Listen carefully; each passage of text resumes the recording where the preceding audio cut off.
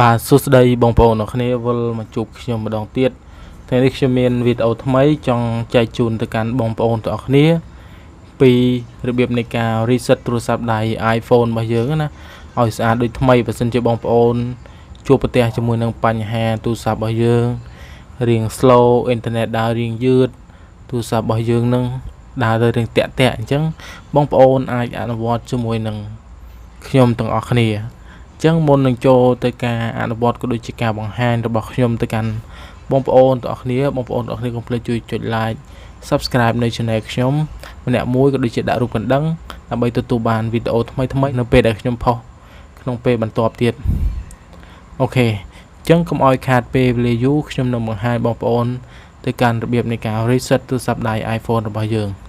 អូខេដំបូងឡើយបងប្អូនទៅចូលទៅកាន់កម្មវិធីដែលមានឈ្មោះថា settingចឹងមុននឹងចូលទៅកាន់របៀបនៃការ reset គប្បីបងប្អូនទាំងអស់គ្នាត្រូវក្រឡេកមកមើលនេះកម្មវិធីនៅលើទូរស័ព្ទដៃរបស់យើងណាដែលយើងនិយាយថាជាកម្មវិធី iCloud នេះខាងលើនេះគឺជា Apple ID របស់យើងដែលយើងsign in ជាមួយនឹងទូរស័ព្ទអញ្ចឹងបើសិនជាបងប្អូនអត់ទាន់ sign out ទេអញ្ចឹងវាជាប់ជាមួយនឹង iCloudចឹងបងប្អូនទាមទារឲ្យបងប្អូនសាញ់អាវសិនដើម្បីកុំឲ្យមានបញ្ហានៅលើទូរស័ព្ទដៃរបស់យើងចឹងអានេះខ្ញុំបានសាញ់អាវហើយវានឹងឃើញទម្រង់ដូចនេះបើសិនជាបងប្អូនអត់ទាន់សាញ់អាវទេវានឹងឃើញទម្រង់ខុសពីនឹងចឹងបងប្អូនធ្វើការចូលទៅលើនឹងមកហើយបងប្អូនឃើញពាក្យសាញ់អាវបងប្អូនធ្វើការសាញ់អាវវាចេញមកចឹងដោយគ្រាន់តែបងប្អូន scroll មកខាងក្រោមពេលបងប្អូន scroll មកបងប្អូនឃើញពាក្យថា generalអញ្ចឹងបងប្អូនចូលមកកាន់ពាក្យថា general នេះមកអូខេអញ្ចឹងពេលដែលបងប្អូនចូលមកកាន់ពាក្យ general នេះបងប្អូនអស់មកខាងក្រោមគេបងអស់បងប្អូននឹងឃើញពាក្យថា reset ពណ៌សនេះអញ្ចឹងបងប្អូនចូលមក reset អញ្ចឹងក្នុងនេះដែរវាមានជម្រើសច្រើនសម្រាប់បងប្អូនទាំងអស់គ្នាធ្វើការជ្រើសរើសអូខេអញ្ចឹងមានជម្រើសច្រើនសម្រាប់បងប្អូនទាំងអស់គ្នាធ្វើការជ្រើសរើសដោយជម្រើសទី1នេះគឺតើតើនឹងការ reset ទូរស័ព្ទយើងធ្វើម៉េចគឺវាកំណត់រាល់ការកំណត់ setting អីរបស់យើងនោះគឺ reset ស្អាតទាំងអស់ដោយវាមិនធ្វើការលុបកម្មវិធីទេអញ្ចឹងគាត់ថាទូរស័ព្ទយើង slow វាអាចគាត់បាយជាមុនអញ្ចឹងអ្វីដែលខ្ញុំចង់បង្ហាញបងប្អូនថ្ងៃនេះគឺទៅលើចំណុចទី2នេះទៅលើគេដាក់ថា erase all content and setting ដែលបងប្អូនអាចធ្វើការ reset ទូរស័ព្ទបងប្អូនអញ្ចឹងកុំឲ្យខាតពេលវេលាយូរយើងចូលទៅទាំងអស់គ្នាអញ្ចឹងបងប្អូនទៅចុចលើវាមកអូខេបន្ទាប់ពីបងប្អូនចុចលើវាហើយគឺបងប្អូនធ្វើការវាយ password ទូរស័ព្ទដៃរបស់បងប្អូនចូលបើសិនជាបងប្អូនដាក់ password ហើយបើសិនជាយើងអត់បានដាក់ទេគឺវាអត់មាន password ទេអញ្ចឹងខ្ញុំធ្វើការវាយ password ទូរស័ព្ទដៃរបស់ខ្ញុំអញ្ចឹងបងប្អូនអត់មាន password ទេគឺវា load ដូចបែបនេះគ្រាន់តែចុចទៅវា load មកអញ្ចឹងខ្ញុំចុចពាក្យថា erase iPhone ពណ៌ក្រហមនេះអញ្ចឹងវាបញ្ជាក់មួយយើងម្ដងទៀតសួរថាយើងចង់បន្តអត់វាប្រាប់យើងថារាល់ media រាល់កម្មវិធីរាល់វីដេអូរាល់អ្វីដែលនៅក្នុងទូរស័ព្ទរបស់យើងហ្នឹងវានឹងធ្វើការលុបទាំងអស់អូខេអញ្ចឹងបើសិនជាបងប្អូនចង់បន្តទៀតបងប្អូនចុចពាក្យថា erase iPhone បញ្ជាក់ផងដែរឡើយនេះមុននឹងបងប្អូនធ្វើបងប្អូនត្រូវច្បាស់ថារាល់ឯកសាររបស់បងប្អូនវានឹងលុបនៅលើនេះបងប្អូនអរគ្នាអញ្ចឹងវាបានធ្វើការសម្អាតហើយបើសិនជាបងប្អូនមានកម្មវិធីច្រើនវាអាចរៀងយូរក្នុងការសម្អាតម៉ាស៊ីនអញ្ចឹងបើសិនជាបងប្អូនមានកម្មវិធីតិចទេបើសិនបងប្អូនវារៀងដើរស្រួលទេគឺវាការ reset លឿនអញ្ចឹងដោយសារម៉ាស៊ីនរបស់ខ្ញុំនេះអត់សូវផ្ទុកកម្មវិធីទេខ្ញុំមិនសូវប្រើទេទូរស័ព្ទនេះអញ្ចឹងខ្ញុំប្រើម្ដងម្កាលអញ្ចឹងវាអត់សូវមានកម្មវិធីផ្ទុកច្រើនហើយក៏អត់សូវអស់អីច្រើនដែរអញ្ចឹងបន្ទាប់ពីវាដើរហើយវានឹង load ផ្ទាំង logo បែបនេះអញ្ចឹងបងប្អូនធ្វើការរងចាំវាបន្តិចដើម្បីឲ្យទូរស័ព្ទវាដំណើរការអូខេអញ្ចឹងយើងធ្វើការចាំវាសម្អាតម្ដងទៀតវាធ្វើការលុបពេលនេះវាធ្វើការលុបជាមួយនឹងទូរស័ព្ទដៃរបស់យើងណា app នៅលើទូរស័ព្ទដៃវាធ្វើការស្វែងរកលុបនៅក្នុង memory របស់វាទៅលើ media វាសម្អាតរាល់មេរោគដែលធ្វើឲ្យទូរស័ព្ទយើងមានបញ្ហាអញ្ចឹងណាបងប្អូនអរគ្នាអញ្ចឹងបងប្អូនទាំងអស់គ្នា ត្រូវដឹងច្បាស់ថាយើងប្រើប្រាស់ទូរស័ព្ទដៃរបស់យើងវាមានបញ្ហាយើងត្រូវការពារវារបៀបម៉េចហើយបើសិនជាបងប្អូនចង់ដឹងពីចំណុចផ្សេងទៀតទាំង6ហ្នឹងក្នុងការសម្អាតទូរស័ព្ទក្នុងការ reset ណាមួយបងប្អូនអាចក្រឡេកមើល link នៅក្នុង description ដែលខ្ញុំដាក់នៅក្នុង description ខាងក្រោមនោះខ្ញុំដាក់ពីចំណុចទាំង6នៃការ reset ទូរស័ព្ទដៃហ្នឹងបងប្អូនអាចឆែក link នៅក្នុង description ខ្ញុំមានដាក់ link នៅក្នុង description ដើម្បីឲ្យបងប្អូនអាចចូលទៅតាមដានចូលទៅមើលពី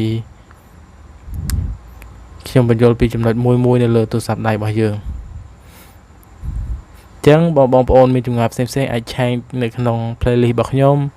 មានដាក់អូខេអញ្ចឹងកុំឲ្យខាតពេលវេលាយូរចូលកន្លែងមើលទូរស័ព្ទរបស់យើងគឺយើងបានធ្វើការលុបរួចរាល់ហើយ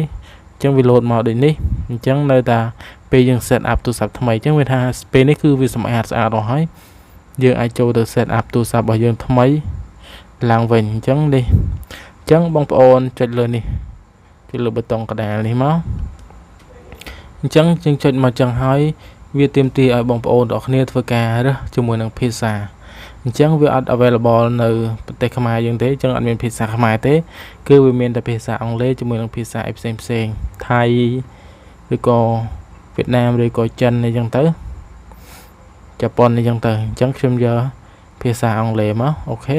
បន្ទាប់ពីបងប្អូនយកជាភាសាអង់គ្លេសហើយវា load ជា location របស់យើងណា country របស់យើងអញ្ចឹងគឺកម្ពុជាអញ្ចឹងបងប្អូន select លើកម្ពុជានេះមកអូខេបន្ទាប់ពីបងប្អូនអរគ្នា select លើប្រទេសកម្ពុជាហើយបងប្អូនត្រូវយកពាក្យថា set up manually ឡើយនេះគឺបងប្អូនអាច select continue ដើម្បីឲ្យវាតទៅនឹង keyboard របស់យើង keyboard language របស់យើងហ្នឹងការ write ទៅ say របស់យើងហ្នឹងបើសិនជាបងប្អូនចង់កែវាបងប្អូនអាចចុចពាក្យថា customize setting ឬក៏អាចកុច continue ក៏បានអញ្ចឹងខ្ញុំចុច customize setting អញ្ចឹងបងប្អូនអាចរើសបានភាសាអង់គ្លេសឬក៏ភាសាខ្មែរសម្រាប់ keyboard language របស់យើងអញ្ចឹងបងប្អូនចុចពាក្យថា continue បើសិនជាបងប្អូនអត់ចង់កែតម្រូវវាទេនេះមិនជា keyboard language ទេគាត់ថាអស់ទៅលើភាសា reference នោះមានន័យថាឧទាហរណ៍ថាបងប្អូនពេលដែលបងប្អូន slip វាចេញជាភាសាខ្មែរអញ្ចឹងណាបងប្អូនទាំងគ្នាពេលដែលចេញម៉ោងជាអក្សរខ្មែរពេលដែលទូរស័ព្ទយើង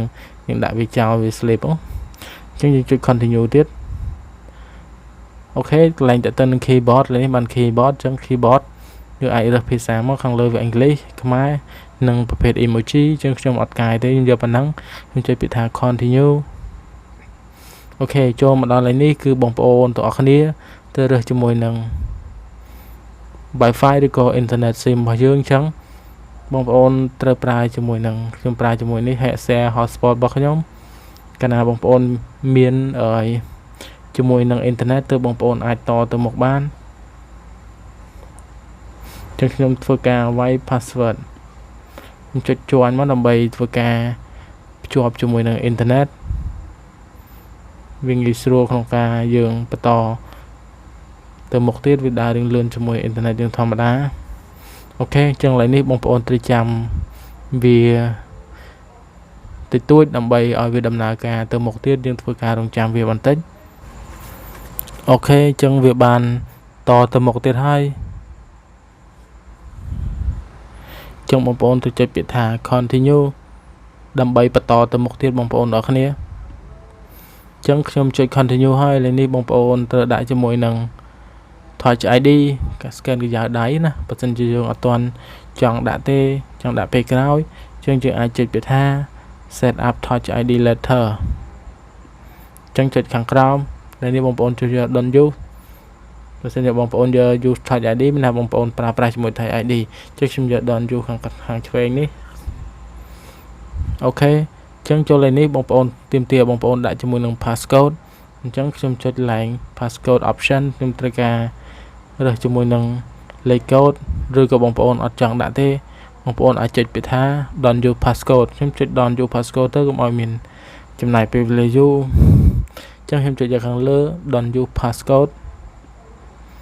អូខេអញ្ចឹងវាអត់ទាមទារជាមួយនឹង passcode លេខទូរស័ព្ទរបស់ខ្ញុំpassword ដែលខ្ញុំបានដាក់ទេអញ្ចឹងចំណុចនេះខ្ញុំ recommend បងប្អូនអរគ្នា វាខាងក្រោមនេះបើសិនជាខាងលើបងប្អូនអាច back up ពី computer ឬក៏ back up ពី iCloud បើខាងលើទី2នេះ back up ពី PC របស់យើងឬក៏ MacBook របស់យើង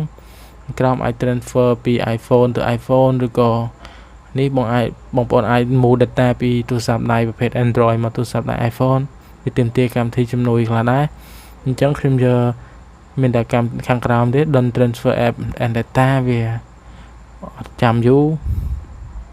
ទាំងអស់នោះបងប្អូនអាចធ្វើតាមក្រោយបានចូលមកដល់នេះ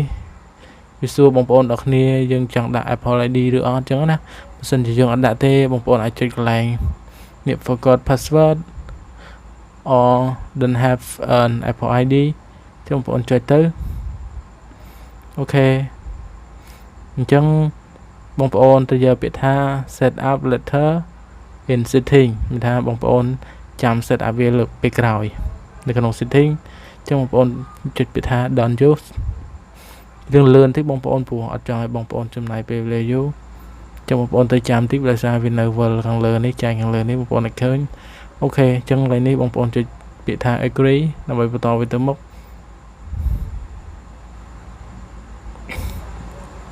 ចូលមកដល់នេះតើតើជាមួយនឹង express setting តើតើនឹងកម្ម analyze មួយចំនួនចឹងបងប្អូនទៅចុច customize នេះក៏បាន continue ក៏បានខ្ញុំចុច continue មកឥឡូវនេះបងប្អូនចុច continue ទៀតចូលមកដល់នេះបងប្អូនចុច continue ក៏បាន not now ក៏បាននេះចុច continue ទៅឥ